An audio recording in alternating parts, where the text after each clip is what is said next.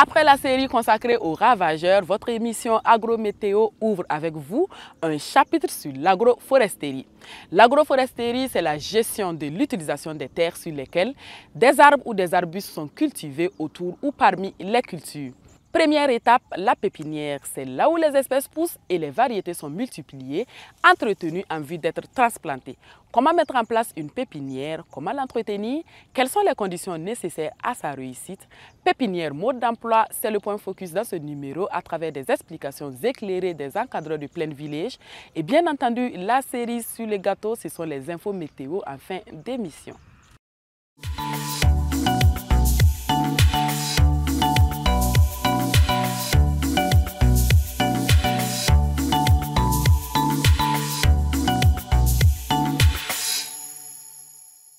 Pour la préparation de la pépinière, on commence d'abord par la terre. La terre est un élément important. Donc il faut choisir une terre de qualité pour augmenter les chances de réussite. Parce que la croissance de la plante dépend aussi des éléments nutritifs qu'il y a dans cette terre-là. Et même si cette terre qu'on a choisie au départ n'est pas aussi riche, on peut l'enrichir. Voilà, à travers du fumier, à travers du compost, qu'on peut ajouter et faire un mélange pour obtenir à la fin une terre de bonne qualité. Pour la mise en pot, il faut humidifier un peu la terre, mélanger le tout, pour que, en mettant dans le pot, cette terre puisse être un peu stabilisée, pour éviter que ça se verse facilement. Après la mise en pot, il y a le classement. Voilà, il faut classer les pots de façon à faciliter la suite du travail.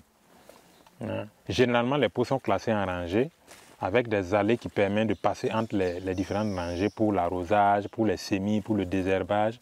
Parce qu'en fait, l'entretien de la pépinière est très important dans sa réussite. Il faut des semences certifiées. Il doit avoir des semences certifiées qui soient sûrs de la qualité de ces semences avant d'être mises en pépinière. Donc, raison pour qu'ils soient sûrs de la qualité de ces semences, c'est pour cela qu'on leur conseille de venir au niveau des antennes régionales comme au Centre national des semences forestières pour payer les semences.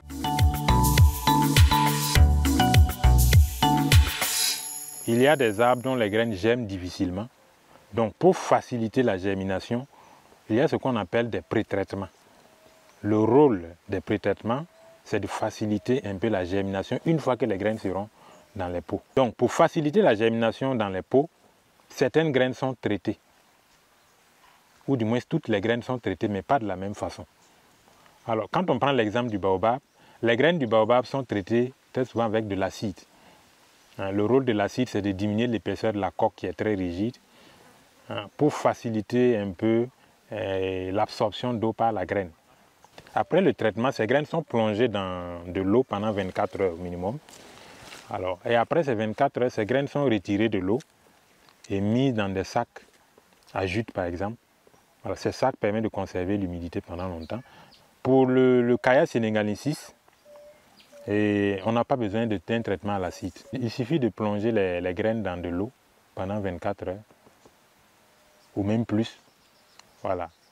Et ensuite les retirer et les semer directement. Cela facilite aussi la levée de la dormance de cette graine. Alors, il y a d'autres graines aussi qui sont traitées, telles que les graines du teck, les graines du mélina. Voilà. Et les traitements, la durée du traitement varie en fonction aussi des types de graines. Une fois que la pépinière a été mise en place, il faut semer. Et après avoir semé, il faut veiller à entretenir, à désherber fréquemment et à arroser pour qu'il y ait assez d'eau. À contrôler la quantité, l'humidité des pots pour faciliter un peu la germination des graines qui y ont été mises. Pour l'entretien des pépinières, il faut veiller à ce que ces pots ne soient pas trop secs. Parce qu'une fois que les graines ont été mises dans les pots, alors il faut aider ces graines à germer. Même si le pré-traitement a été fait, même si les graines ont commencé à germer dehors, avant qu'on les mette dans les pots, il faut vraiment arroser, il faut être vraiment attentif pour qu'il y ait assez d'humidité dans les pots. Un autre élément important, c'est le désherbage. Il faut arracher fréquemment, de façon régulière, ces herbes pour ne pas que ces herbes gênent la croissance des plants qui poussent. Si on les laisse grandir, alors à un moment donné, on va vouloir les arracher, mais cela va déranger plutôt les plants qui ont commencé à pousser. Soit ces herbes ont développé assez de racines et en les arrachant, on pourrait arracher les plants. Il y a souvent des ravageurs qui s'attaquent aux feuilles des plants qui poussent en pépinière. Il y a un certain nombre de traitements qui sont recommandés pour cela. On peut utiliser par exemple des biopesticides pour un peu ralentir l'effet de ces ravageurs-là sur les plants en pépinière.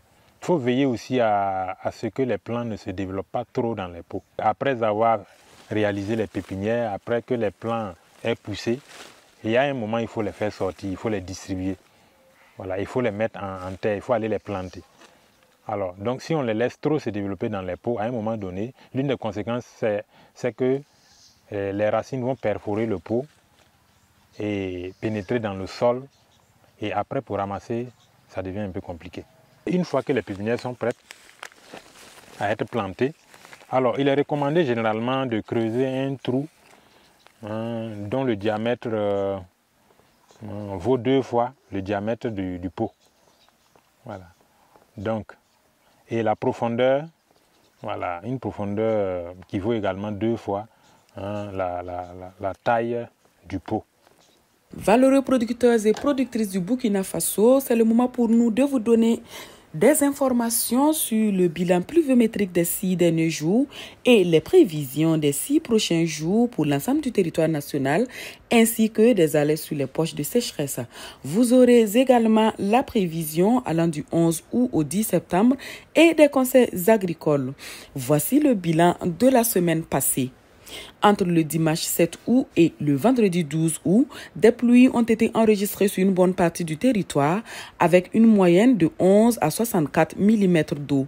Les pluviométries les plus faibles ont été enregistrées dans les localités de Djibo, Gorom Gorom, Dori, Bogandé, Gayeri, Koupela, Tenkodogo, Ouargay, Pama et Batié avec des précipitations variant entre 11 et 27 mm. Les zones les plus arrosées ont été enregistrées à Boromo, Oundé, Dano, Bobo-Dioulasso, Orodara et Sendou avec des précipitations variant entre 43 et 64 mm. Que nous dit la météo pour ce qui concerne la nouvelle semaine qui commence? Dans la période du 14 août au 19 août, les pluies seront 2 fois plus que celles de la semaine écoulée.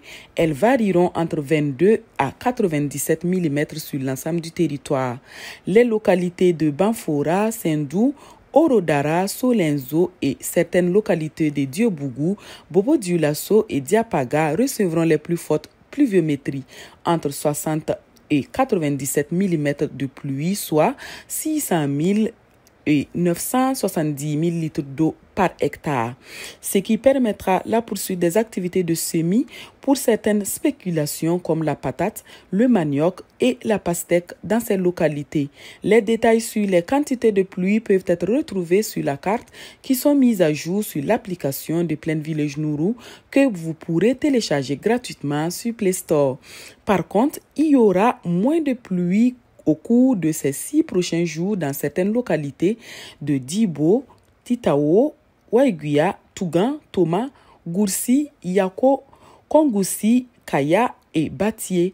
Elles seront les moins arrosées avec des pluies comprises entre 22 et 41 mm, soit entre 220 000 et 410 000 litres d'eau par hectare. Vous pourrez avoir plus de détails sur l'application Plaine Village Nourou. L'ensemble du territoire recevra du 11 août au 10 septembre entre 94 à 278 000 litres d'eau de pluie. Les localités de Sendou, Orodara, Solenzo et certaines localités de Nouna, Dedougou, Réo, Sapui, Léo, Boromo, Oundé, Bobo-Dioulasso, Banfora, Diobougou, Dano et Diapaga recevront les plus fortes pluviométries avec en moyenne entre 2 292 000 à 2 788 000 litres d'eau par hectare tout au long de ces 30 jours. Pour les producteurs des localités où on observera de plus fortes pluviométries, il est conseillé de s'activer dans les activités d'entretien des champs, notamment les traitements phytosanitaires, les amendements et le butage. Pensez également à planter des arbres tout autour de vos champs qui pourront servir de brise-vent les années à venir s'ils sont bien entretenus. Voilà pour ce qui concerne la météo et les conseils agricoles. Rendez-vous la semaine prochaine pour d'autres informations. Vous pouvez nous envoyer vos suggestions par WhatsApp au plus 226 76 60 03 81. Les techniques pour une bonne germination des semences et les bonnes pratiques des pépinières en agroforesterie, voilà les informations que nous avons partagées dans cette émission et qui devraient vous faire accélérer le pas à la tâche. Pour le numéro de la semaine prochaine, nous resterons sur le sujet de l'agroforesterie, mais à une autre étape. En attendant, nous vous recommandons de planter et d'entretenir les arbres car ils empêchent l'érosion des sols et le ruissellement des eaux de pluie. Allez, à vos pépinières!